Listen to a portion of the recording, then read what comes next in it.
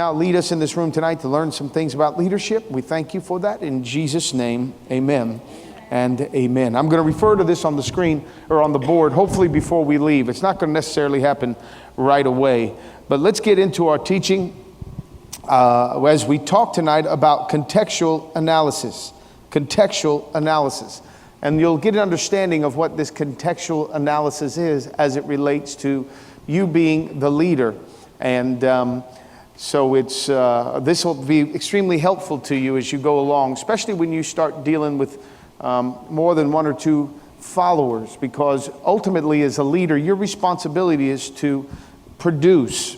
You know, you're not just given a title for the sake of a title, but the organization that you represent is believing that you're going to produce something. And so whether it's in ministry in the secular realm, you have to make sure that you're producing, you're bringing the corporation further along. The team members are the ones that are working together to achieve or accomplish a common goal. And the common goal is going to be, if it's business, making money. If it's not making money, then they're going to turn around, and leadership is usually the first thing that gets checked.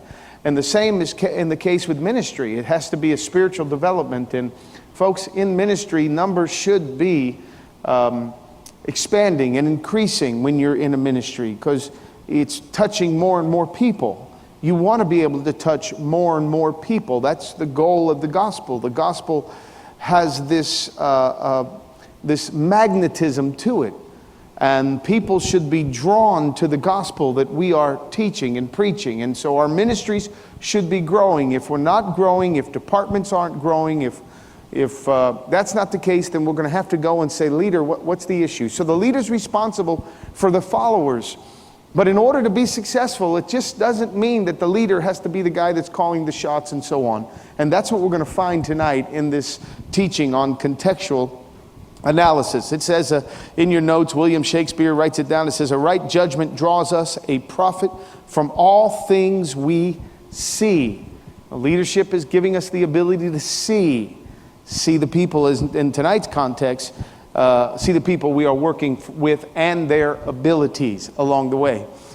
I don't know if you had any sports, gentlemen, if you've ever played football growing up, or especially when you got to the school level, high school, whatever that might have been, but they had this thing, this certain kind of exercise. It was brutal, but it's called bull in the ring. I don't know if you remember that. And what happens is they take the players, the team, and they'll put them about 20 or so in a circle. And then they'll take one guy and they'll give him the ball and they'll put him in the middle of that circle. And then what he'll do is, everybody, of course, has a certain number. The players have a certain number on their jersey. And what the coach will do is he'll call out a number. And then what you would have to do, if your number was called, was just run to the guy in the middle and just try to take his head off and separate him from the ball if you could. And it's kind of like what the Sigma Gamma Pi and the 24 to 35 and the ushers and the greeters and the media ministry did to those Matronians over the weekend. They separated us from the ball.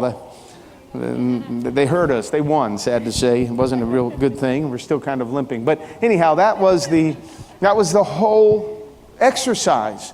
The idea was that you have to be ready at all times to handle the pressure or the enemy that's coming at you, and he can come at you from any angle unexpectedly.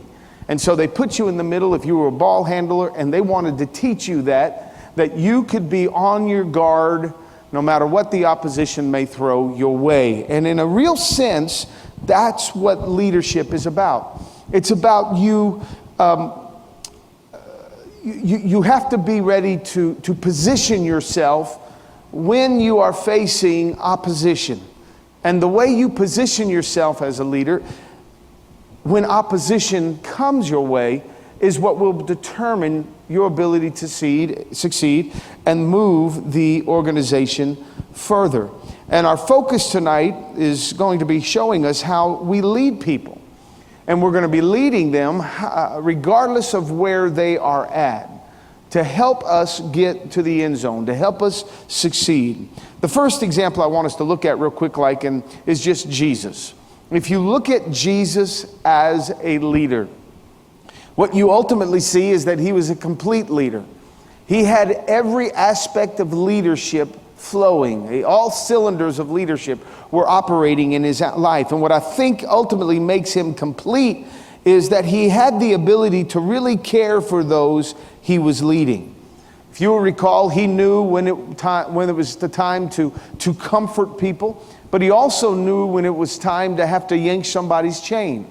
He would be able to turn to Peter on a dime and in 1 minute say to him, man, you are so anointed, you're so gifted that the Spirit of the Lord, God himself, has given you this deep revelation. And then a minute later turn to him and say, I rebuke you, Satan. Get thee behind me, Satan. I mean, calling his buddy, his associate, Peter, the devil.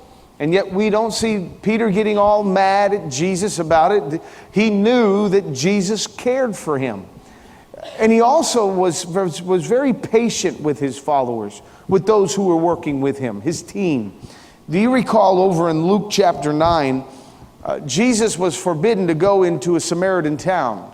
And they weren't celebrating him. They didn't want him to come around, so they actually forbid him from coming in. And the Bible says that James and John got mad at that, and so they ran over to Jesus, and they actually said to Jesus, Jesus, do you want us to call down a fire from heaven and destroy this city? You know, they were so ticked off. They wanted to protect Jesus. They were offended because they felt like he was offended and they rejected Jesus. So they just wanted to go ahead and let wrath come down on this city. And Jesus had to pull them back and say, no, guys, that's not what we're here to do. We're not here to beat anybody up. We're not here to hurt anybody. Let's get back on point. Let's get back to our purpose. And he was very gracious. He was able to juggle the responsibilities that he had to do, and at the same time, he was concerned with the people that he was leading. So if you look at the life of Jesus and his ministry for about 3.5 years, you see that Jesus was constantly teaching. He was constantly growing his disciples. He was strengthening them, and he was showing the disciples what they were ultimately to be doing with the ministry that they were given charge over. And as you read through the Gospels of Matthew, Mark, Luke, and John, you're able to see that Jesus had the ability to demonstrate fluid leadership. Write it down, fluid leadership. He knew what it was to adjust to the changing climate of his followers and of the organization that he would represent. He understood what it was to adjust to the ever-changing challenges that were being presented to him. And that's an important component of our leadership. Matter of fact, that in itself is just the raw ingredients of real successful leadership. You constantly have to adjust, be fluid in your ability to make decisions and to work with those that you are leading. You know, some people have unique gifts, and maybe their gift is the ability to personally persuade their followers in the group. And so they are appreciated because when they sit down with you and they talk to you one-on-one, you really feel like, man, this person cares for me. And they're really gifted in that. And that's one of their strengths, or maybe their strength. And what will happen is, if all of a sudden something goes wrong in the organization, and somebody needs to be either disciplined or something needs to be addressed, what that individual will do is try to go to them and talk and personally persuade them. You know, they just say, hey, let me talk to him. I can fix this situation. Let me talk to him. Yet that may not be what the situation commands. And it's like they're single focused in their ability to lead and to direct or work with the followers. Because, you know, it is unique. You know, leadership is about keeping an eye out where we're going, and yet at the same time working with the people that's going to help you get there. So you have this dual focus as you're working. You've got, you know, you're either answering to a board, you're either answering to those who are in, you know, profit sharers of the company, and at the same time you're dealing with your employees, or in the church sense, you're dealing with those that are in the ministry. And what you need on occasion is to look this way and take the organization forward, but then you got to turn around and deal with the people. And if all you're doing is approaching the people with one gift that you have, then you're not able to effectively lead and direct and strengthen people. Sometimes, you know, it calls, the responsibility of leadership calls for us being direct and forceful and rebuking. Then again, there's other times when you have to be understanding and caring and say, no, let's not call down fire from heaven yet. Let's love on these people. Let's care for them along the way. You have to be willing to adjust.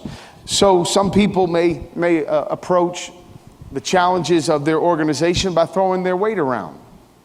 And so they're going to handle every situation by, hey, it's my way or it's the highway. And both of these leadership qualities that we just mentioned, both of them have some effectiveness. And the right time and the right place, they have their effectiveness. But as we said in the past, if all you're doing is throwing your weight around, or it's like, remember that little diagram we looked at where the leader is sitting there saying, all right, who's next? Who's going to criticize me next? And meanwhile, his cronies are throwing people over the mountain. That kind of throwing your weight around and your authority and leadership, doing that may be effective for a while, but sooner or later you're going to run out of people that you're going to throw over the mountain. And then you got nobody else left to help you in your company. You have to be able to adjust along the way. So what we must understand is that there is more than just one way to resolve issues that confront our leadership.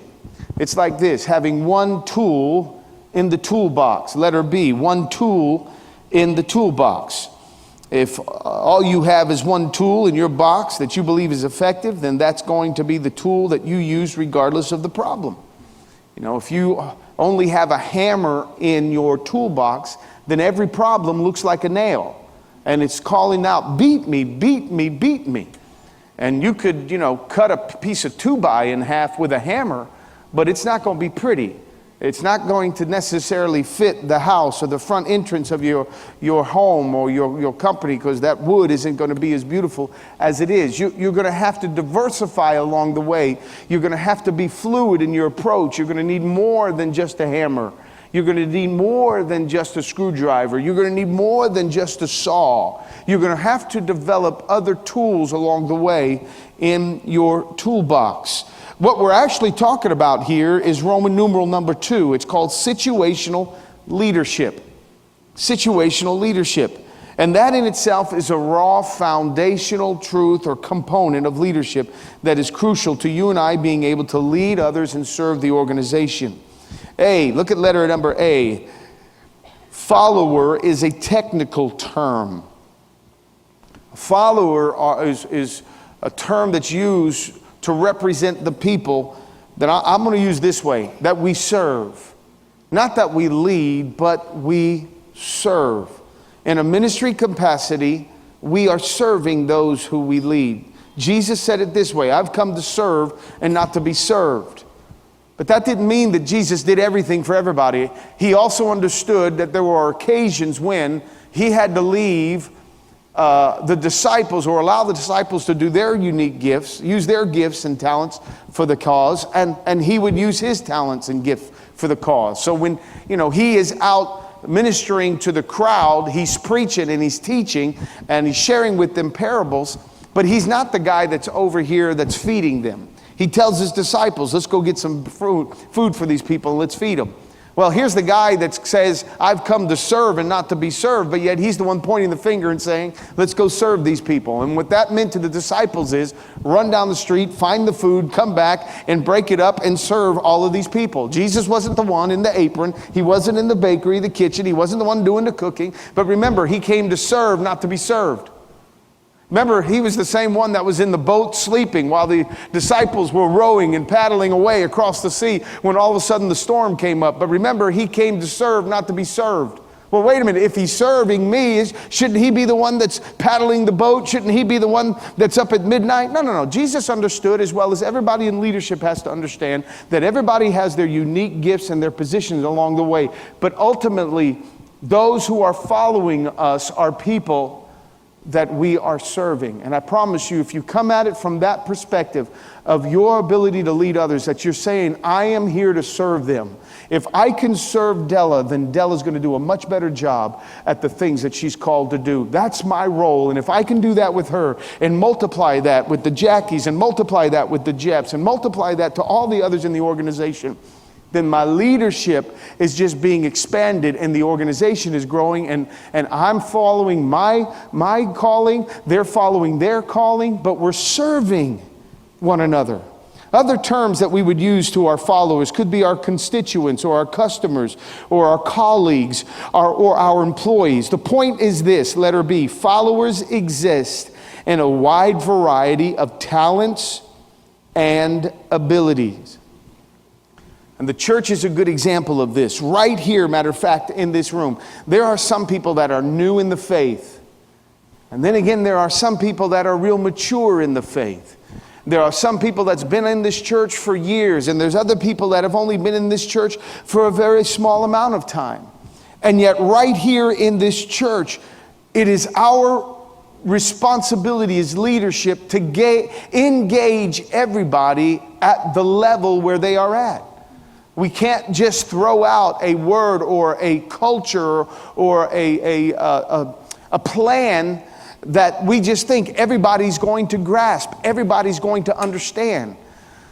It's funny because Maury just sent out a survey, because we're looking at the work that goes into our paper bulletin in our office.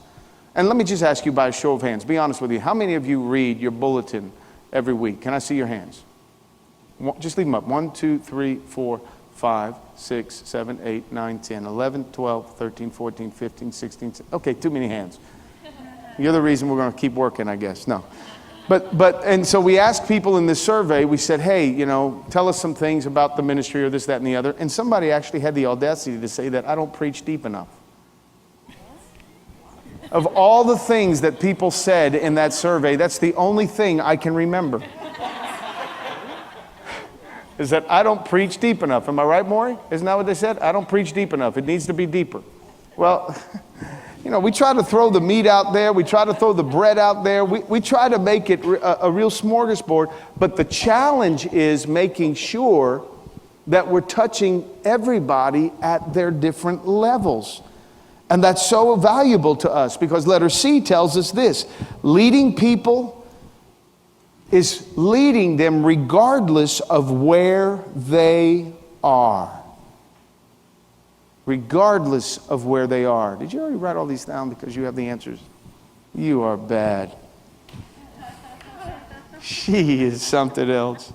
She gets the notes to pass them out, and she's not even typing anything here because she's got the answer to all the notes. I hope you're reading your book, because last week you read, what was it? 10. This week you read 10. I'm sorry. This past week you just read 10. Dealing with the downside. After you just talked about the blind spots, and I thought it was a real good, follow-up to, once you see your blind spots, some may feel like, man, I'm a failure because I have these weaknesses going on. But when you read the chapters here on dealing with the downside, it more or less tells you that even your failure is a gift that could help you develop your leadership. And so what we're trying to do in our class is we're talking the spiritual here in the church, but we're talking the corporate, the practical when you get home and you read this book. So I hope you're reading along with us. But you're going to read this week chapter 14. And a lot of it is going to do with the personality tests or temperament tests, gifting tests that you will take along the way. And this one has to do with understanding your team members, and it's right along with what we're trying to talk about today. And General Perry, again, an Air Force guy, is telling us, he's showing us how important it is to know yourself, but even more so, know the people that you're working with. Because everybody's at a different level. We take a test that we have where we call it our life languages, and you took that last time. And there's so many different tests. Matter of fact, the men's fraternity right now is in the middle of their own temperament and personality tests that they're taking, and there's so many available for different people. We ask all of our new members that come to our church, we want to know what their gifting is, their unique gifting is, and so we've adjusted even that. Now, before a person becomes a member, we send them, before they even come to church, to a website that allows them to go and fill out a spiritual gifting test and assessment. And then they show up to us and they're able to say to Des, who leads that class, here's where my strengths are and my weaknesses. And so then we take that and we actually do an interview. We put them through an interview, and Anna's been helping us with the interview now. And what we say to them, okay, according to your tests now, because we want to get real specific with the results, according to your test results, this is where you are more compatible to serve. What are we trying to do? What's General Perry saying in the book? Ultimately, what General Perry is saying is, if we're going to be effective at leading people, we need to know where they're at. And we just can't expect everybody to be at our level. We have to constantly look at the level of where they're at and recognize that, and then say, that's where I have to lead them at. I have to lead them at that particular level. Now, Exodus chapter 18, verse 25. This is talking about Moses. It says, he chose capable men from all Israel and made them leaders of the people, officials over thousands. Now watch, over thousands, hundreds, fifties, and tens. So Moses had to go into this with almost an analysis, a predetermined analysis. There had to be interviews set up somewhere along the way for Moses to know who is the guy that could lead 1,000 people, and who could lead 100 people, and who could lead 10 people. He couldn't just throw them up there and say, all right, you lead 1,000, if that person was only qualified to lead 10. And all of us are at that different level. We're either at the 1,000 level of our responsibility and our giftedness, or we're at the 10 level of our giftedness. We just don't know. But the leader's responsibility along the way has to encompass this right here, that I'm looking at the people and I'm saying, all right, I see where you're at. This is a good fit for you. It's not going to hurt you. It's not going to burn you out. You're not going to fail. I'm going to protect you. Matter of fact, you'll succeed. And we start with baby steps along the way to help them. Because, you know, a problem you'll face in the church is this. Honestly, it's not necessarily finding people to fill a spot. It's when you have to ask the person who's filling a spot to stop filling that spot. That's the hard part about church leadership. Because we get them into a position, and when we put them there, if they're not qualified for it, we have to say to them, give it up. And they don't want to give it up. And they get their feelings hurt. We become very territorial, even in the ministry, as we try to get people involved in different aspects of ministry. But if we're not doing our part to be effective, to grow this church, for you to grow your organization, you have to look at the people's gifts that are around you and say, all right, that is a good fit. And if it's not a good fit, then we make the adjustment. That's what happened with Paul and Barnabas in Acts chapter 15. If you have a minute to read the story, you should, because sometimes I know you think like I do that church is just supposed to be a real, easy, it's kind of a Disney World atmosphere for employees. Everything's happy, everybody's excited, you have all the characters in place, and it's like, wow, it's this fun experience all the time, but it's not. It's a very messy experience on occasion. Especially when you need to say to somebody, you're not doing the job good enough, and the organization is suffering, and we need to ask you to move over. But that's exactly what happened with Paul and Barnabas and John Mark, because Paul and Barnabas, who were two leaders, they were working together, and Paul felt like, I think it was John Mark or Barnabas, one of the others, they felt like John Mark, a third player in this picture, did not fulfill his responsibilities. And the two guys, Paul and Barnabas, who were the leaders, went head to head on it. And the Bible says that they both chose to go their separate way. One took John Mark with him, and the other picked up another disciple. Because one of them felt like, hey, this guy failed us. When we needed him, he failed us. He didn't work his end of the bargain, and we suffered because of it. And even in that experience, when, just a few days after Christ was there, and they had the whole, day of Pentecost poured out, and all that great stuff happening, miracles were happening, people were walking by, Peter's actual shadow was healing individuals. They were taking his clothes, parts of his clothes off, and they were bringing them to people who were sick, and they were being healed. And right in the middle of all of that, please hear this, right in the middle of all of that heaven, a little bit of flesh popped up. And leadership had to go into place. And they had to not just pray about this. This wasn't like a Matthias thing where they started to pray and ask God to lead them. You know, who's going to be the disciple that takes the place of Judas? And they prayed before God and they picked. You remember that? It's like picking straws. And they chose by the leading of God who would be the 12th disciple after Judas. Thank you. Judas vacated his spot. They heard God on that one. But on this one, it meant them stepping in and saying, all right, here's the corporate practical decision we need to make. This guy failed us and we're not going to work with him any longer. You can, he's your responsibility, but for the sake of the organization, for the sake of what we're called to do, I'm making some adjustments right here. That is good leadership. We have to be able to do that. So the lesson here is making sure you assess people before you place people. Assess them before you place them. And folks, we want to make sure, just as a church, from our standpoint, that that's happening in every department of our church. We try to assess everybody, which changes when we were smaller, because all we needed was somebody, you know, we'd put a mirror in front of somebody, and if there was fog on the mirror, they were good enough to serve in any ministry. As long as they were breathing, man, we'd take them. But now, we have to get a little specialized. And I was sent an email today by somebody that kind of,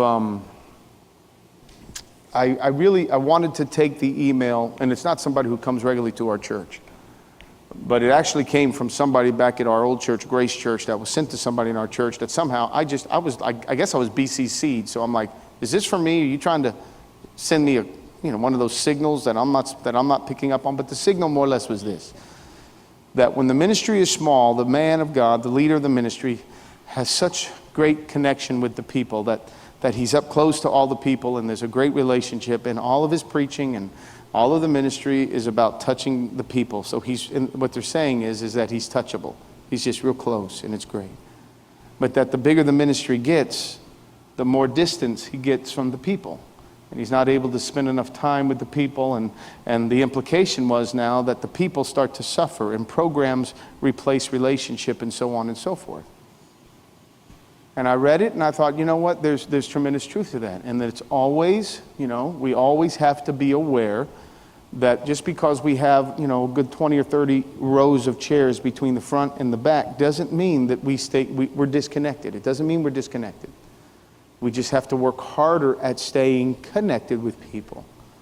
Now, the bigger the ministry gets, the bigger the organization gets, there's some security concerns. You have to take all this into consideration.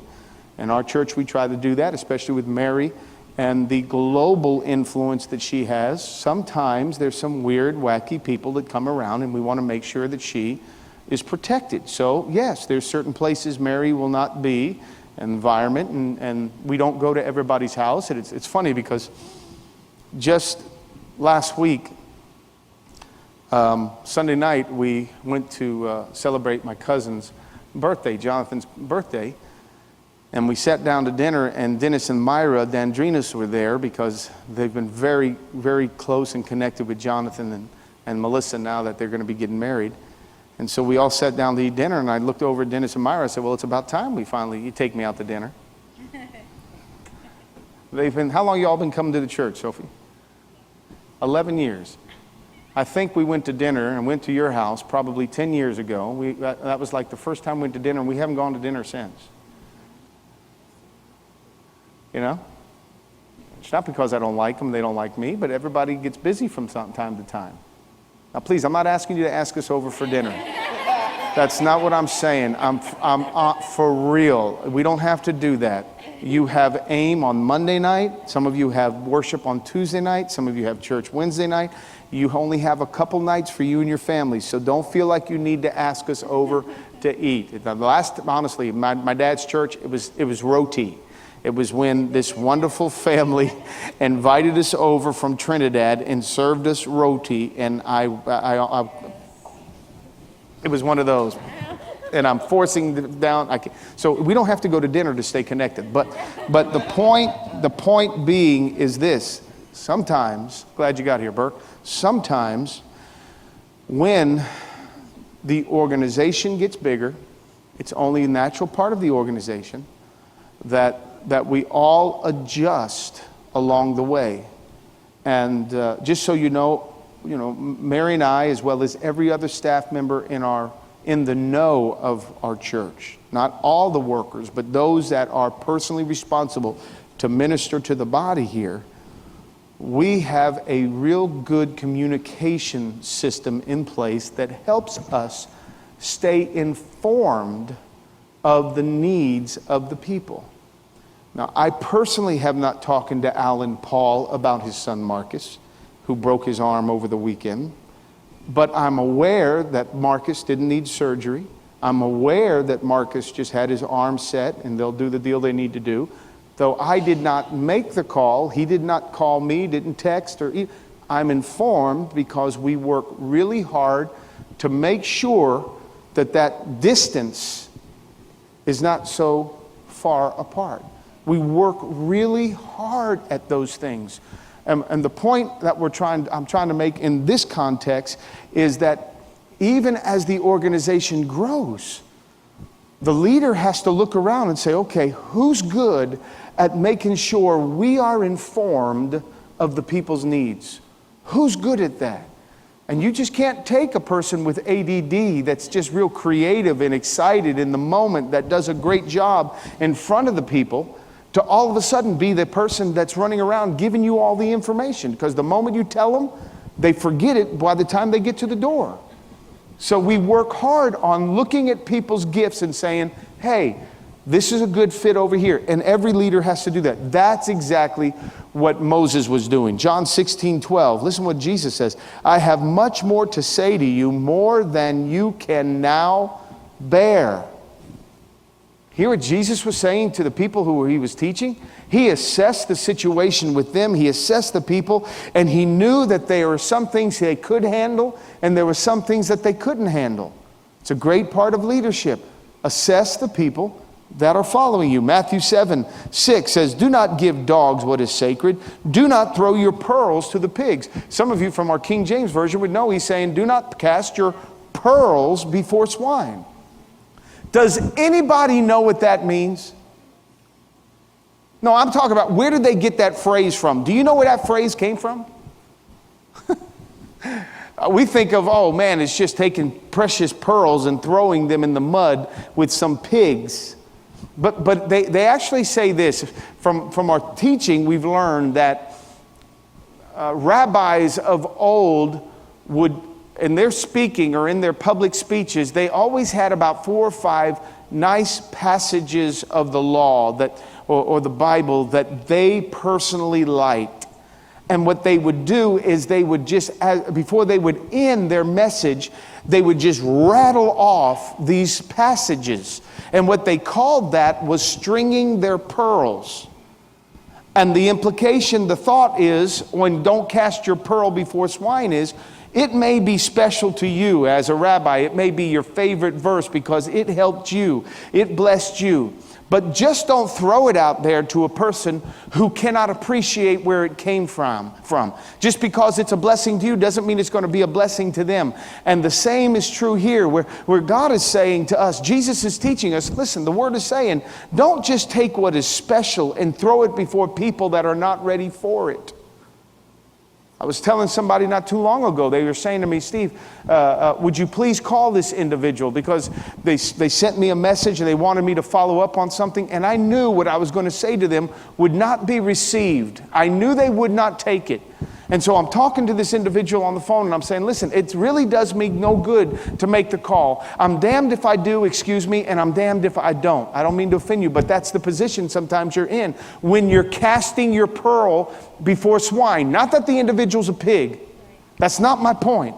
But the point is they were not in the position, they were not ready to hear what I had to say. And sure enough, after I made the call, it didn't do one bit of good. I talked to the individual here in the church, did not change anything, and I got something in the mail the other day that went totally against the advice that I gave them.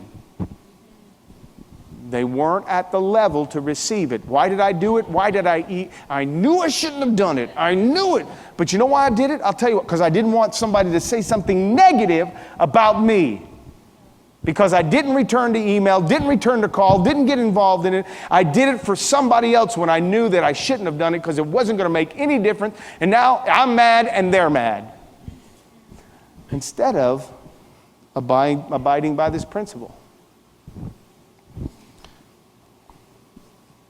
1 Corinthians 3:2. I gave you milk, not solid food, for you were not yet ready for it. Indeed, you still are not ready. See, Paul didn't play with his followers. And more or less he said to them, the followers, he said, guys, you're just not there yet. And I can't give you what I want to give you. I'll give you what you can handle. Because he recognized that the individuals that were following him were not at the right level. He assessed the people, the followers. Letter D, assessing follower readiness. Assessing follower readiness. This is a lesson that we should be quick to learn in any environment that we are in. We should be able to recognize the levels. And Moses even teaches us about the levels. Even in the Word of God, over in the New Testament, when you see the parables of the talents, we see there that there are different levels of talents given to people. And we have to be the kind of person to recognize what those talents are and place the people where their talents will be most effective. And the deal there is not to be careful not to overload our followers with information or assignments that they're just not ready or equipped for. Letter E, assessment allows leaders to meet followers where they are. Do you know what age-appropriate behavior is? We have a puppy right now, and she's about 40-something pounds. She's growing by the minute. And Chris says to me the other day, because she runs up into the house, and we try to keep her outside most of the time, but sometimes we let her in. And her paws are so big. They're huge. And her little head, you can just see her ears are not all the way up. She's a German Shepherd. Her ears are not all the way up yet. But she just runs, and she'll be running through the house chasing little Jill, and Jill's agile, a mover in here. And you'll see that big dog sometimes when Jill's running and Jill will all of a sudden move around the corner. That dog says, its little head says, turn, go after it. And as it tries to turn, its big body just can't stop, and it'll smack into the corner of the door or the wall or something. You can't expect this 4-month-old puppy to all of a sudden be running around the yard and defending us and being our protector like we want. It's age-appropriate behavior. The same is true with leadership. You can expect certain behavior from different levels, and it's up to the leader to assess what those levels are. And our goal should be to set up our followers to win, which means we have to help them work at a safe speed. Remember, some of you know that a couple years ago, I was blessed by the Martinez family for my birthday, they gave me about 6 to 8 rounds down at the Homestead race course. And I was in one of the NASCAR cars and took the car up to like 140 something miles an hour.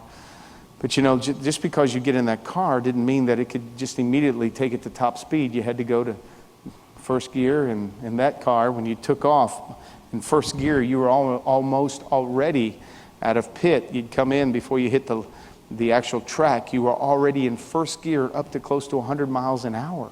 That was great. And it was like, whoa. And you pop down again and pop down. Next thing you know, you're doing 130. But as I was driving, man, 130, things are moving quick, and the head bouncing, you're holding on, and thinking, I want to go fast. People zipping by, and the instructor's ahead. Little by little, he had to tell us, okay, bring up the speed. And they'd let me know if I'm getting too close to him or somebody else. You had to gauge it. But how many know you just can't do 140 in first gear? You can't expect 140 in first gear. And where is the follower? Is the follower in first gear? Is the follower in second gear? And the follower in third gear? Just because they know how to be a bookkeeper does not necessarily mean in your organization that they need to be the CFO. Just because they know how to crunch numbers doesn't mean that they need to be your bookkeeper. Just because they balance their checkbook doesn't mean that they're the ones that should be handling the company money. No, we give them first gear, and the same is true. Can I say in a spiritual sense? In a spiritual sense, that is just so important. Because as I've tried to say over and over again, gifting alone does not mean that a person's qualified to lead. They could simply be a leader over 10. And of course, the first follower they have to be a leader over is themselves. And if they can't be a leader over 1, how can they be a leader over 2 or 5 or 10? I don't say that putting anybody down, please. But we have to be on the same page. We all have to understand it's a principle. It's not a knock against somebody. It's saying, let's help you get to the place where you can lead 2, where you can lead 4, where you can lead 8. Why does the Bible say of its elders that he has to rule his own house well before he can rule the house of God? And it doesn't say perfect, well. He says you have to rule your house well before you rule God's house. Why? Because it's a matter of assessment. Let's just be real. If you can't lead you and the family, it's hard for you to be leading hundreds of people, because what we're doing is we're setting you up to fail, and that's not the goal. We hurt the organization. We just say, okay, here's the level that you're good at leading. Let's do that. So that needs to be part of our leadership understanding. Mark 4:33, he says, with many similar parables, Jesus spoke the word to them, watch, as much as they could understand. He could only give them what they could understand. Even in AIM right now, there are classes that we would love to teach that you'll eventually get, but that's going to be like in the second year and the third year, because there needs to be some basic understanding first.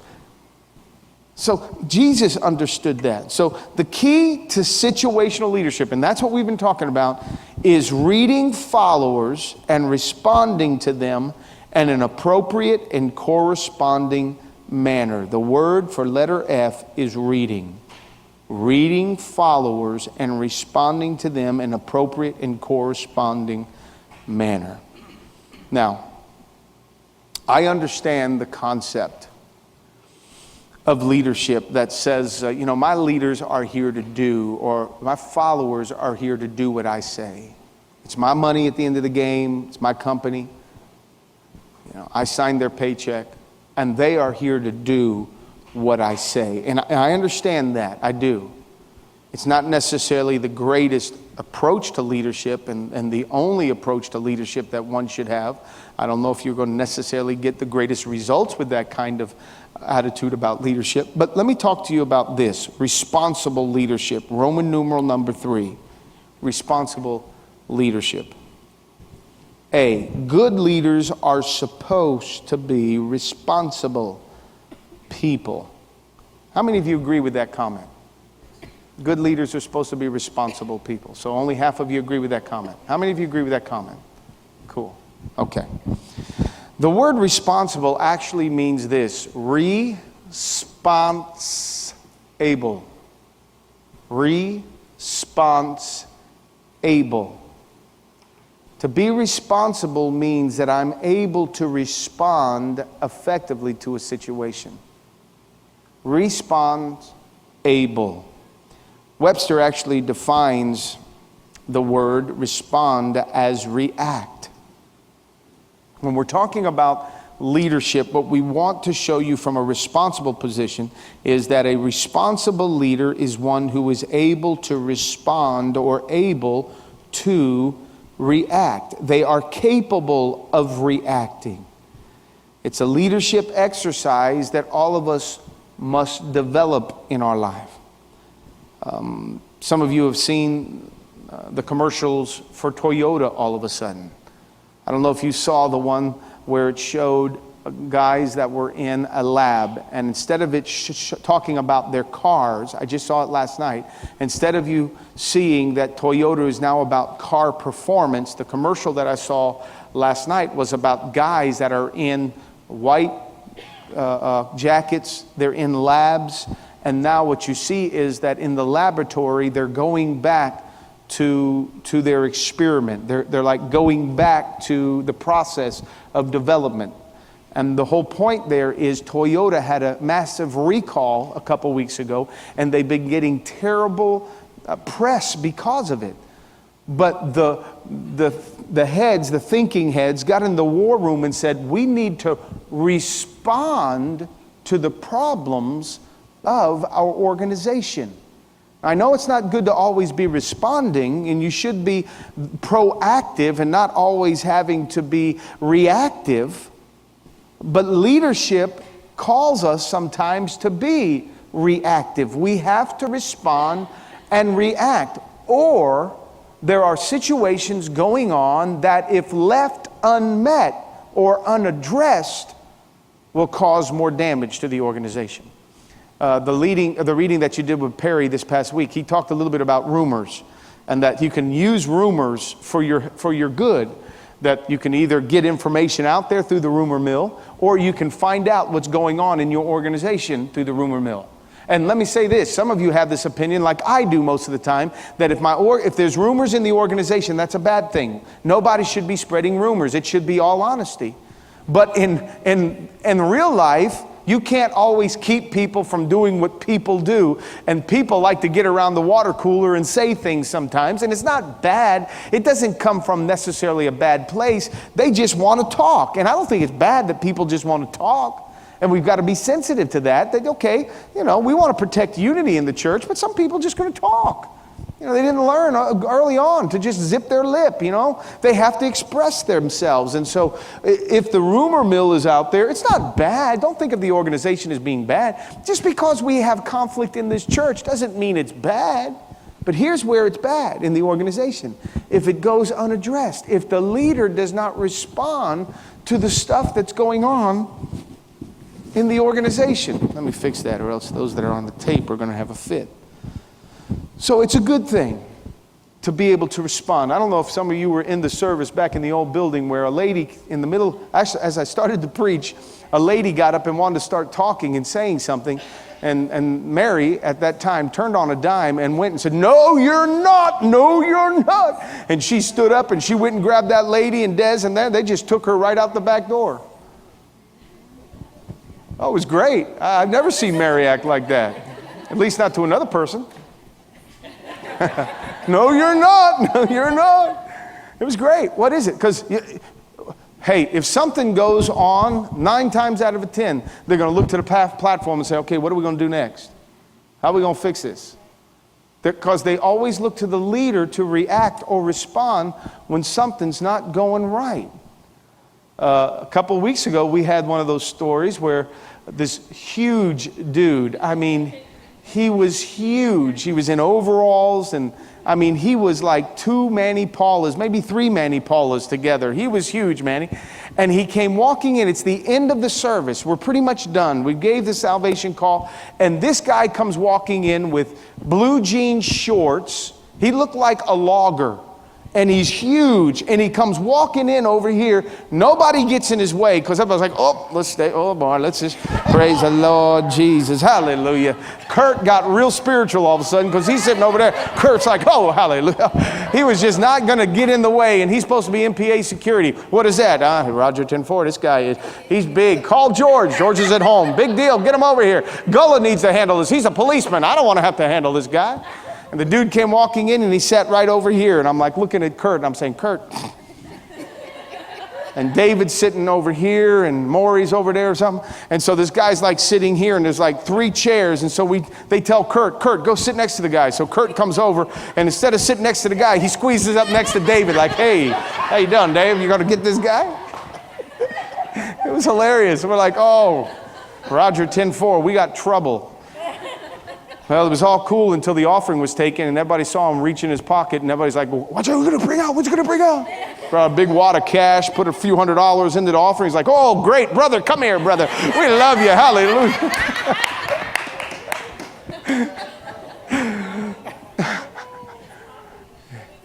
Oh, yeah, he came in with coffee. Why didn't you tell him? Miss, I'm always speaking up for righteousness here. Come on, why didn't you say something? You were in the kitchen, yeah, hiding. I know, you and everybody else. But the point is, everybody looks to the leader to respond. And it's the same in your organization. When there's trouble in paradise, everybody looks to the leader. And the leader has to be at a place where they can respond. So, letter B. Responsible leaders are those who are able to react to followers with different skill and maturity levels in the way the situation calls for. So we have to be reactionary. We have to look at the skill and the maturity level. And if the person is doing a great job, we compliment them and we come up alongside them and help them do the deal. But if they're not, for the sake of the organization, we have to say, this is not right. Let me help you here. Let's address it. Because I promise you, most of us just want to ignore it. And in church, we pray it away. We really do. We just pray that God will take out the troubled leader, the troubled person. We don't want to have to address it. But responsible leaders say, man, the whole organization is riding on me making a decision here. Letter C, the only real objection can be that this approach to leadership is more demanding. Now you have to step out of your comfort zone. I know you don't believe that, but the truth is, in leadership here at this church, it is not in our nature to be confrontational. Our nature is to love people, to help people. And it's not in our nature to say, okay, let us address this situation. Matter of fact, sometimes the reason we come off so hard when we have to address something is because we've had to work ourselves up into a tiff. Man, just getting, I got to do this, I got to do this, I got to talk to him, I got to talk to him, I got to straighten it out, I got to straighten it out. And so by the time we get to you or to the person, it's like, wah! Because we have to work ourselves up. That's just not our strength. That's not what we do. We're here to love people and care for people. But sometimes we got to look at things and say, let's fix that. Now that means there's more work and there's more focus on the front end. But it pays off in the long term. It helps us sleep better in the long run. Helps you sleep better when you just deal with the issue. Isn't that the way you should do it? Just deal with it, because if you don't, it'll keep you up for 5 or 6 nights. Matter of fact, I'm going to say to some of you right now, there's stuff that you need to be dealing with in your own life that needs to be confronted in your relationships and on the job. And the longer you let it go, the harder it is to deal with it. Just deal with it, because that's part of your responsibility. You're responsible to your children. You're responsible to yourself and your mate. You're responsible. So just deal with it. To the people that are looking to you on the job, just confront it. Letter D, this model calls for a high degree of flexibility and adaptability on the part of the leader. That means now that we have to learn how to use a screwdriver and a saw in addition to the hammer. We've got to expand our toolbox. We have to get away from just being a handyman. Now that means you have to get a little bit more specialized, and that's what you're doing in this class. You really are becoming more specialized. You have, I think you have, because I sure have, in teaching this material, as well as I know Tony last week, just talking about blind spots. It's opened his eyes to some things. I know that we've all really just expanded our toolbox. It's like we went back over to Sears and we've got another Craftsman toolbox. We got a bigger one with now a few drawers in it, rather than just the top that we opened up. We're expanding our toolbox. We're getting more tools that are helping us be better leaders. I left this in your notes. I think it's pretty good. It says, flexible leaders don't get bent out of shape. That's a good little phrase, isn't it? And the reason they don't get bent out of shape is because they are flexible. So letter D, leaders have to adapt to different followers as they encounter their various levels of readiness. Now, I'm not going to finish this tonight. I'm just going to kick off in a minute where we're going next week. But let's look at this one real quick. Roman numeral 4, flexible leadership. Webster defines flex as that which bends repeatedly. And flexible is defined as capable of being flexed, pliant, yielding to influence, capable of responding or conforming to changing or new situations. Now, I want to make sure we all understand that we are not necessarily, not at all. We're not teaching at all a consensus type of leadership, that we rule by committee. That from a church, from a spiritual perspective, let me just remind you that we are never called to rule the body of Christ by committee. God always chooses a point man or point woman to be the voice, the conduit that God uses to speak. That does not mean, though, that you become a dictator. You look around and you build up the people that are going to help you do what God's called you to do. That's what Moses did. Just because Moses was the guy God chose to pull Israel out, we saw that God, in order to meet the needs of the people, God had him raise up, and his father-in-law was the one to tell him this, raise up the thousands, the hundreds, and the tens, the generals. Raise up the leaders that are going to help you do that. But what we want to be careful of is coming from this idea when we talks about being so flexible that you're just like a doormat where followers can come in and almost with like a mob rule run over you because you're trying to be flexible. No, we're not saying that. Matter of fact, your flexibility demonstrates your strength. It's rigidness, once it is bent, that breaks. Do you ever notice that? The thing that is rigid, if you take a pipe for running electric, conduit pipe, it's not flexible. They have the pipe that they use, 8-foot pieces or 6-foot pieces, whatever. They use that pipe, and if you try to bend it too much, because it's not meant to flex, if you bend it too much, it'll split, it'll break, because it's too rigid. If you use flex pipe, however, flex pipe is stronger. That allows it to bend. See, our flexibility is proof of our strength. Some generations don't get this. Some leaders don't get this. They get into their protective mode, like, well, I'm going to do it my way or else it's the highway, and we've talked about that kind of leader. And that's not strength. Anybody that has to force, manipulate, control the organization is doing so from their weak point, an insecure place. But when we can come and do it with a serving, that's why I try to say again at the beginning, this is about serving my people, serving you, serving the leaders, making sure it's good for everybody. It's about serving. That shows strength in the leadership, being flexible, being adaptable along the way. So look at this from letter A's perspective. Flexible leadership means using the appropriate leadership style that you choose to use in dealing with people. I thought of this in preparing, that I won't mention his name, but when we would go play golf with a few guys in the church, there was one guy that had this ugly, beat-up wooden driver.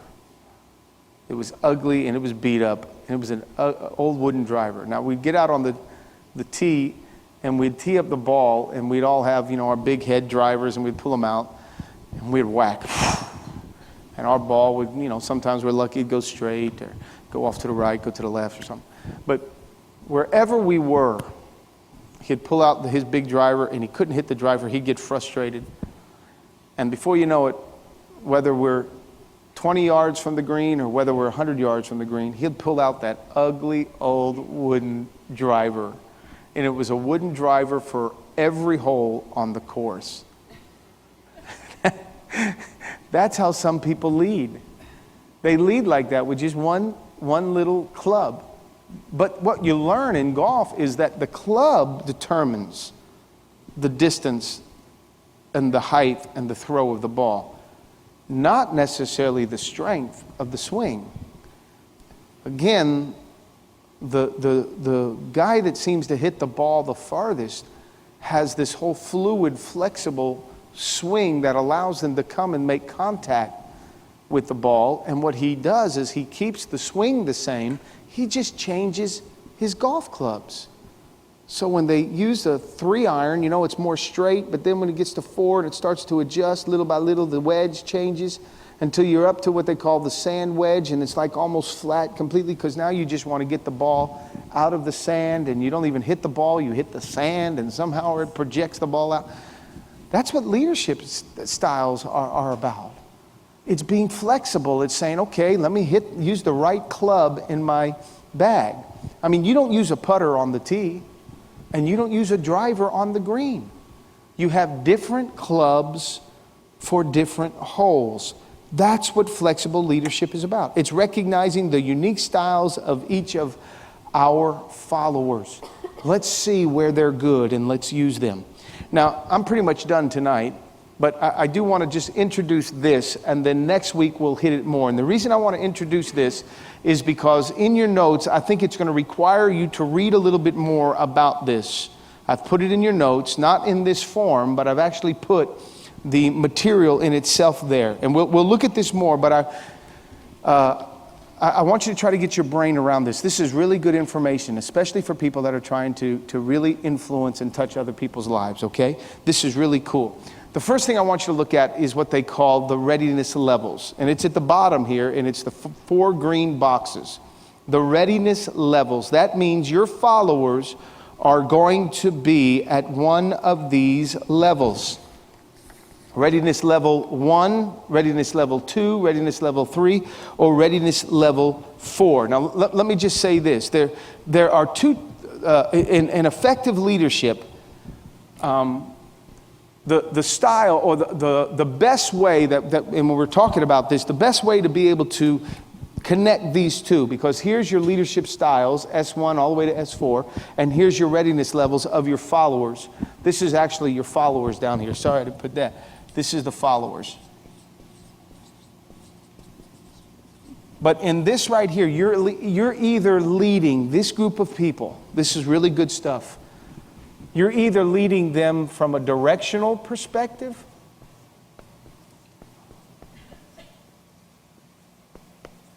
it's directional leadership,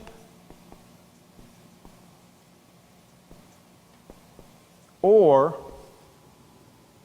it's relational leadership. I love this right here. Do you realize if all of our people in our church, if everybody in your organization understood this right here, that we lead either directionally or relationally, do you know how much happier everybody would be? That's the key. And that's the way that we're going to be leading these followers. We're doing so directionally and we're doing so relationally. We're speaking, we're directing them with our words. We're also coming up alongside of them, putting our arms around them, encouraging them, patting them on the back, giving them praise. You know, what a great way to lead. We don't have to do so dictatorially. It's not about us having to say, yeah, I want it done this way, that's it. And no, it's all about that. We're coming at it from a directional or a relational standpoint.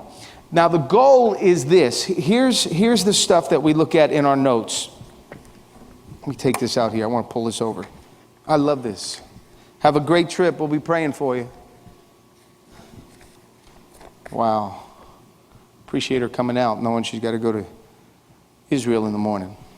Here's readiness level number 1. If you're looking at the people that are following you, people in the organization that are following you, you're going to either have people at readiness level 1, 2, 3, or 4. Readiness level number 1. You see it there in your notes? They're not performing tasks to acceptable levels. They're intimidated by various tasks. They're unclear as to directions, procrastinating, not finishing tasks, asking elementary questions about tasks, avoiding tasks or passing the buck, being defensive and uncomfortable. The leader has to recognize that if they demonstrate any of these kind of actions, they're at a readiness level number 1. You have readiness level number 2. The leader has to see, okay, are they anxious and excited? They're interested and responsive, demonstrates moderate ability, receptive to input, attentive, enthusiastic, attempts new tasks with no prior experience. If you notice that in your followers, the leader is able to see, all right, they are at a readiness level number 2. Readiness level number 3 shows knowledge and ability, appears hesitant to finish or take the next step, seems scared, overwhelmed, confused, seems reluctant to perform alone, solicits frequent feedback. Now you're dealing with readiness level 3. Then you have readiness level 4.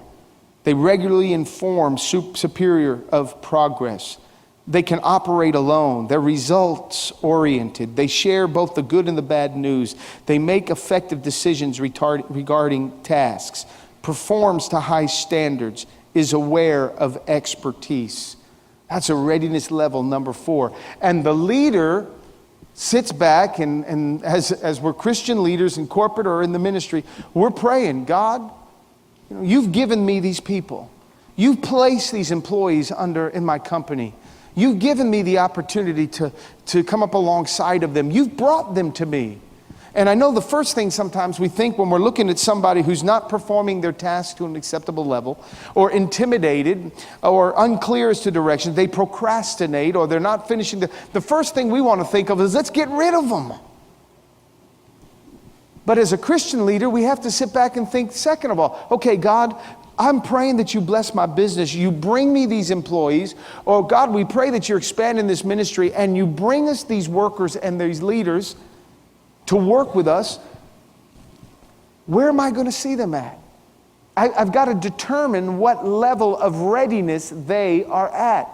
Because I can't expect a person on a readiness level 1 to be performing at those who have readiness levels 4. And I have to be wise enough to know the difference between the two, so that I don't ask this person over here at 1 to all of a sudden go from first gear into 140 miles an hour. They're not going to get around the track that quick, or they may crash and burn. Now that's the readiness level that as a leader I should be looking at and trying to determine where my followers are at. On the other side of that comes up here to our leadership styles. Because with every one of these readiness levels, there is a leadership style that will match to try to get more performance and production out of them. So the first kind of leadership style that we see here, let me write it in for us, is the telling style of leadership. Telling. And that is, you're providing specifics. Who, what, when, where, and how. And of course, this right here is for readiness level number 1. You're defining follower roles. If there's one-way communication, you're the one that's doing the communication. You're not looking for feedback. They're not ready to give you feedback. The leader is the one that's making the decision. There's close supervision and accountability. There's incremental instructions along the way. And then what they call the KISS method. Keep it simple and specific. So the leadership style that deals best with this readiness level number 1 is that of telling. But then another level of leadership style is that of selling. Selling. To the person that's in leadership or readiness level number 2, the leadership style that best and is most effective with that is that of selling. And now they're providing who, what, when, where, how, and then why. They're explaining decisions, giving opportunity for clarification. There's two-way communications here. Leader makes decision, explain the follower's role. They're assessing and clarifying follower ability. They reinforce small improvements along the way. Then we get over here to the third leadership style, which is participating.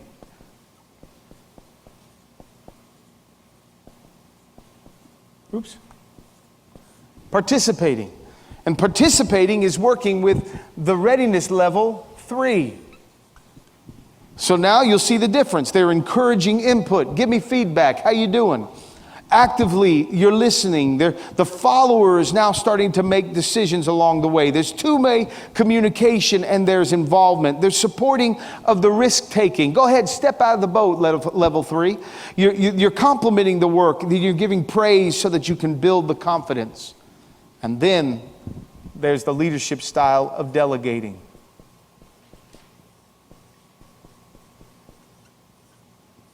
And that works with readiness level number 4. Now you're talking about delegating the task, having the big picture, relating with them on the level of the big picture. Followers making decisions. Now the leader's just monitoring the activities. He's just watching along the way now, reinforcing results, and is remaining accessible at all times. Isn't that good? Come on, this is yes, that's no. Isn't that good? Can you see yourself anywhere in there? You know, both as you think about the job that you have right now, maybe you're more, you're a follower. Do you maybe see where you are at in the readiness level along the way? And I would say to you as a follower, you know, it'd be great if you could increase your levels of readiness so that those that you're working with are able to see that you're growing in your ability so that you can move up the readiness level scales. Demonstrate that. Or maybe you're a leader in your organization and you're able to go back and maybe it helps you deal better with the people that you are trying to lead along the way. Next week, we're going to take it a little bit further, take it deeper into that so that you can see firsthand how to deal effectively, how to recognize what level the followers are at, as well as how to then move into that next level. Let's look at this more in depth. So first, understand this. Before we go back to the readiness levels and the leadership styles that we kicked off last week, and all of this is already in your notes, so you don't have to do a lot of writing about this, but let me give you something else before we get into this. First off, Roman numeral number 1, leading with style. You'll lead and interact with your followers in one of 4 ways or one of 4 styles, as you're going to see tonight. The styles are this: you're either telling, you're selling, you're participating, or you're delegating. That's one of there's 4 different leadership styles that you will be leading your followers in, one of those 4 styles. But I want to show you that there is 4 available styles are themselves a combination of 2 rudimentary categories of leadership behavior. We talked again a little bit about this last week. First would be the directional element. You see it in your notes? It's the directive element. You're giving directions. You're telling your followers to do specific things. Then there is the relational element of a leadership style. That's where you are listening, you're encouraging, you're coming up behind somebody, you're patting them on the back, you are motivating them. And so those 2 elements are going to be in every one of these particular leadership styles. You're going to use 1 or 2 of the 4 styles predominantly. 1 or 2 of these 4 that we're talking about will be most likely your go-to game because you feel comfortable in that environment. Letter C, there is no one best style to use in all situations. Just like in your golf bag, there is not just one club that's good for every hole on the course. You wouldn't dare think about teeing up and hitting the golf ball with a putter. The putter is for the green, just like you wouldn't use your driver on the green. So you need to have the different styles used at different times. Some of you ladies, you understand what it is to have different dishes in your cupboard for different foods that you're going to eat. You don't pull out a big, matter of fact, I learned there's even different glasses. I didn't know that there were different glasses. I didn't know that there were water glasses, and then there's your main meal glasses. I didn't know that. Just like I didn't know that there were white wine glasses and there were red wine glasses. I thought a wine glass was a wine glass. But I guess the more you think about it, if a shot glass isn't going to be just a water glass, a shot glass is going to be a shot glass. So I guess there are different kinds of dishes and glasses that you use while you're eating. The big dinner plate, I guess, is a little bit too big for your dessert plate. But I like the dessert to fit on my dinner plate. The bigger the better. I don't see a big deal with it. But I guess if you're going to do it right, you need to do it right. And there's a system that you use. And the same applies to the way we deal with people. Now, we will take our cue from the followers themselves as to which style we should be leading them by. So, letter D, leaders must reposition themselves to operate out of one of the 4 styles of leadership. Now, there is a way in which some leaders lead. They say it this way, that if you're going to be a part of my organization, then it's going to be about me. It's my way or it's the highway. And as we've said, you can do that if you want. I don't think it's going to be the most effective way to build, and you probably would limit yourself to a certain resource of people that could have gifts that could complement you if it's only about your way. But if you want to be most effective from a Christian leadership perspective in church or in the secular realm, it may be best for you to learn to be flexible and learn these and use these different kind of leadership styles along the way. Because flexibility on your part as a leader, just like Jesus did. We said it again, Jesus dealt with Peter one way and he dealt with John the other way. He dealt with his followers one way, but then he dealt with his disciples another way. You have to be flexible, and your followers will determine the flexibility, your flexibility. So to be truly effective as a leader means we have to be adaptable to the different needs of our followers so that we can lead them accordingly. Now, I want to go back to something, and I guess the question would be this: why are you leading people? Are you leading people for your own ego, for your own satisfaction? Or are you doing it for the organization that you represent? Are you in a position just so that you could say you have that position? Or are you in a position so that the organization that has entrusted you with that position is benefiting from your gifts? I would hope you would go into it with the latter understanding, that I am here, I am given this responsibility because my company, the organization that I'm working in, trusts me. And if that's the case, then you cannot come at every person from the standpoint of just do things my way. We have to come at it from this perspective. What can I do to help you as a worker on our team be most effective? Because if they are most effective, you're most effective, and the organization, of course, is most effective. So here I'm going to step into this to have to reassess now how my leaders line up, how I need to lead them. So how do I assess the followers' readiness? We said this last week, that followers are going to fall into 4 different categories. We're calling them readiness levels. You see at the bottom, R1 is ready levelness 1, R2 is ready levelness 2, R3 readiness level 3, and then R4 is readiness level number 4. Now, I put something on here today to give you a little bit more understanding of these different levels. Here's what I want you to know about readiness level 1. Letter A there in your notes. We're trying to determine the readiness levels of our followers. Readiness level number 1 is somebody who is unable and unwilling or insecure in their work.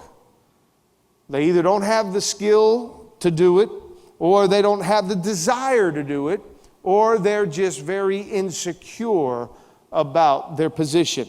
And you see there those bullet points that would show you the readiness level. If they're not performing tasks to acceptable levels, if they're intimidated by various tasks, unclear as to directions, procrastinating, not finishing their tasks, asking elementary questions about their tasks, avoiding tasks or passing the buck, being defensive and uncomfortable. That's a person, that's a follower who is at readiness level number 1. They are unable and unwilling or insecure in their work and their position. Level B, readiness level number 2. Letter B, readiness level number 2. They are unwilling at this level. They are unable at this level, but willing or confident. Unable but willing or confident, which means if you see that they are anxious and excited, they have the confidence to do it, they just maybe don't have the gift or the skill to do it. They're interested and responsive. They're at that readiness level number 2. They're demonstrating moderate ability. They're receptive to your input. They're attentive. They're enthusiastic. They attempt new tasks with no prior experience. They are at that readiness level number 2. Then letter C, readiness level 3. They are able and unwilling or secure. What separates them from readiness level number 1 is that they are unable at level 1, but they are able at level 3, which means they show the knowledge and the ability to do the task. They appear hesitant to finish or take the next step. They seem scared, overwhelmed, or confused, seem reluctant to perform alone, or they solicit frequent feedback. They are at that level 3. And then is letter D, readiness level 4. These individuals are able and willing and confident. These are your thoroughbreds. These are people that you are praying for to walk through the doors of your organization. But they all don't come in at that level. These individuals regularly informs the supervisor of progress. They can operate alone. They are results oriented. They share both the good and the bad news. They make effective decisions regarding tasks. They perform to high standards. They are aware of their expertise. Somewhere in your leadership, you need to look at the followers and determine what levels they are at. And according to the levels, whatever level they are at, now will determine how you will lead them. So once you determine the readiness level of the followers, now you need to start asking yourself, what style of leadership should I exercise over this follower in order to help them be successful and effective as well as myself? Well, then if we need to see the 4 different styles. The first is letter A, telling. You'll remember this from last week. But I put something new in your notes because I want to jump down to that. A is telling. You're providing specifics: who, what, when, where, and how. Defining follower roles, one-way communication. You as the leader is doing the communicating. Leader makes the decisions. Close supervision and accountability. Incremental instructions. That is the KISS. Keep it simple and specific. But look what I put there in your notes. The effective actions here as a leader exercising this leadership style of telling the follower, the effective actions here are telling, guiding, directing, and establishing roles, values, and standards. Now this is more directional. Remember we mentioned the directional or the relational element? This is more directional. It's going one way. The readiness level of telling is, the readiness level of the number 1 is connected with telling, the leadership style 1, and it is more directional because the information is flowing from the leader down to the follower. So it's more telling. Notice the ineffective actions here: demanding, demeaning, dominating, or attacking. Ineffective actions on the part of the leader if he wants to get results out of the follower. I hope this is clear. Is this making sense to you tonight? Are you down the same path? That's why we introduced it a little bit last week and didn't follow up. I think it requires sometimes just trying to get your brain around it. So understanding that, the ineffective actions are demanding, demeaning, dominating, or attacking. You can't expect somebody at that readiness level number 1 to act like a person at a readiness level number 4. You can't make those demands of them because they're just not what? Ready. They're not ready. And it's a mistake on our part to expect something from somebody that they do not have the capacity to give us. And this comes into Christian leadership because I really do believe that as a Christian leader, you need the grace of God when you're working with people that are following you, not just in church, but in every aspect, because everything we say and do is representing God to these people that are following us. We can't treat them like junk. And then, they look across our computer screen and floating on our screensaver is the cross and Jesus loves you. And, I go to Metro Life Church. We don't want that because we know what that's like. They'll never come and visit us. And sad would it be for them to be surprised when they get here and think, oh, you go to that church too? Okay, here we go. Letter B is selling. The first leadership style, which is the lowest, is telling. The second is selling. Now it's providing who, what, when, where, how, and why, explaining decisions, giving opportunity for clarification, two-way communication. Leader still makes the decisions, but they explain the follower's role. They start to bring them in a little bit closer to some of their decisions along the way, assessing and clarifying follower ability, and then they reinforce small improvements. Here's where the relational element of leadership comes into place. Directional with the first level because you're telling, but when it comes to selling, now the relational element comes in because you're encouraging, you're patting on the back, you're taking them step by step along the way. Notice the effective actions here are selling, explaining, clarifying, and persuading. But the ineffective actions here are manipulating, preaching, defending, and rationalizing. Okay, stop for a minute. Do you see yourself in any one of these positions dealing with people either from a leadership perspective because they're following you, or maybe even a leader that's trying to lead you? Do you see how these things right here in these first two levels would work with you? It's great information, isn't it? Can help us tremendously. Because just because we may have the position doesn't mean the followers are following. They may just be punching the time clock to get a paycheck. But you can't get them to really be effective if all they're doing is punching a time clock. And it's up to you as the leader to try to get results from them so that the organization prospers. Remember, from the spiritual perspective, God says, listen, what you do with the little will determine how much you eventually get. He who is faithful with the little or with another man's will be faithful with his own. Some of you want your own business. Some of you want your own ministry. Some of you want to be able to call the shots. But God is saying, will you take care of the other person's first?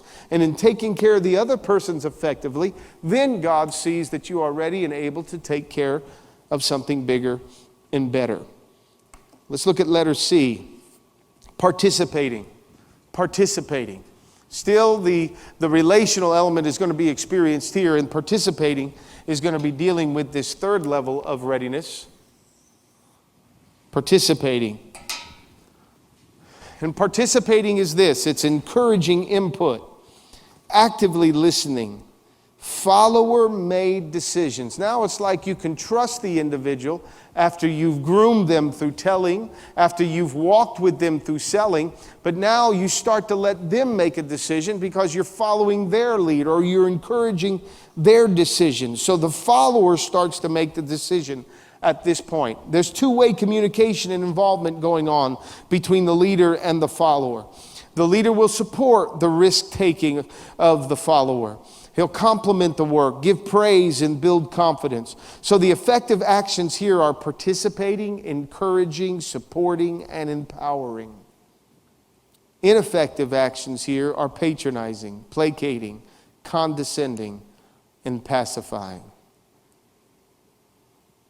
Okay, letter D. Delegating. Delegating is our last leadership style. And delegating works with this readiness level number 4.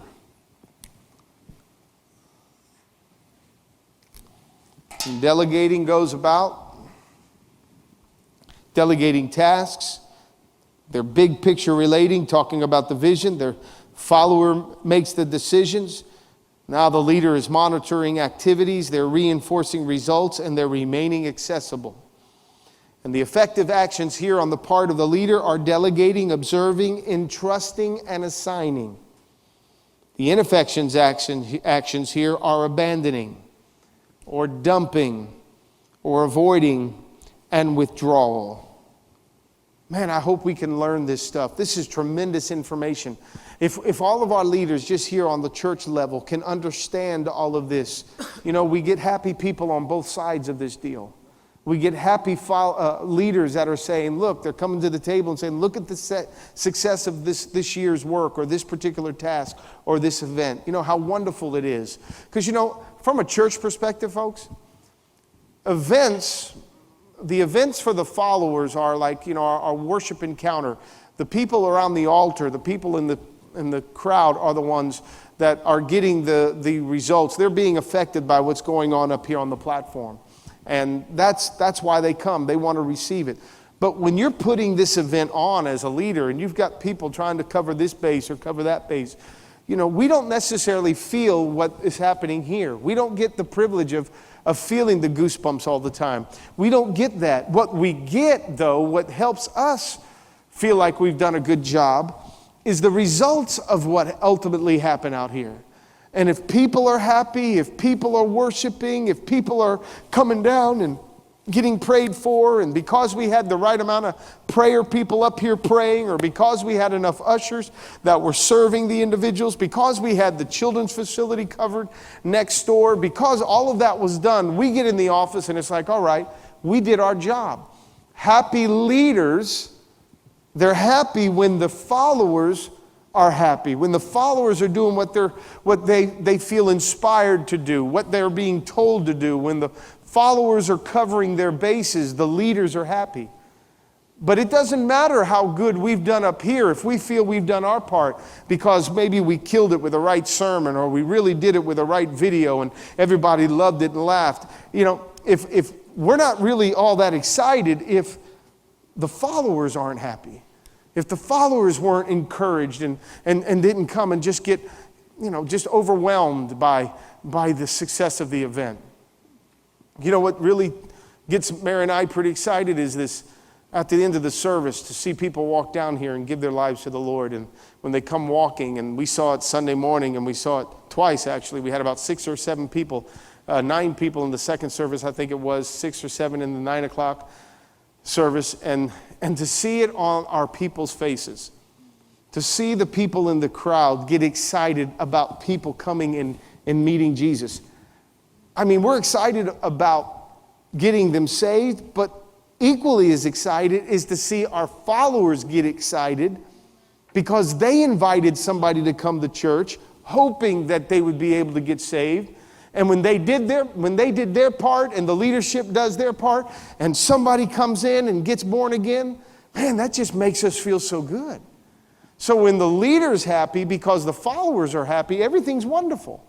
But the leader can feel like he's done his job. But if the follower is not happy, the leader never feels like they ultimately did the work that they were supposed to do. So this thing really does work together, and I hope we can pick it up. Because each of these leadership styles is meant to complement each of the readiness levels of the followers. Look at Roman numeral number 5 there, philosophical perspectives. Most organizational strife and turmoil, letter A, is due to poor and ineffective leadership. If you look in the organization, if the people are not happy, it goes back to leadership.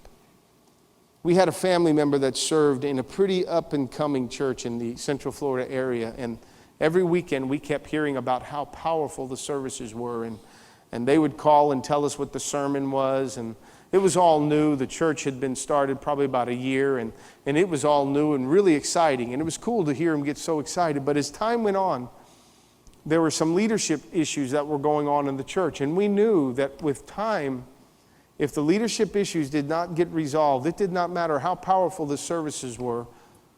A 30-minute message or an hour service will not make up for 40 hours of strife and turmoil in the weekly office of the administration.